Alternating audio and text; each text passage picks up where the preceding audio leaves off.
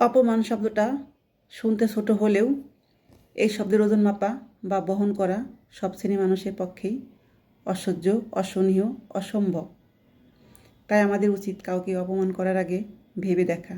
আমাদেরকে কেউ অপমান করলে অপমানের ওজন বহন করা যেমন অসম্ভব কঠিন, ওই মানুষটিও সেই যে শ্রেণীর মানুষই হোক না কেন, তারও অপমানের ওজন বহন করার অসম্ভব কঠিন হতে পারে।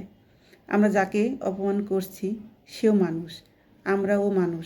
তাই কাউকে অপমান করার আগে যেন নিজেদের মানবতা, মনুষ্যত্ব, ভদ্রতা, সামাজিক সভ্যতা বজায় রাখতে পারি।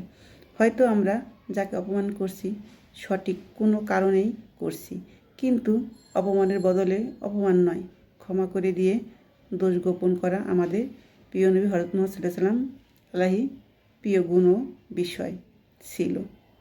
তার থেকে বড় কথা হলো আল্লাহ পাক যে অন্য মানুষের দোষ ভুল ত্রুটি গোপন রাখে, স্বয়ং আল্লাহ পাক ওই দোষ গোপনকারী দোষ গোপন রাখবে। বিচার দিবসের দিনে সুবহানাল্লাহ ওয়া বিহামদিহি বলবো।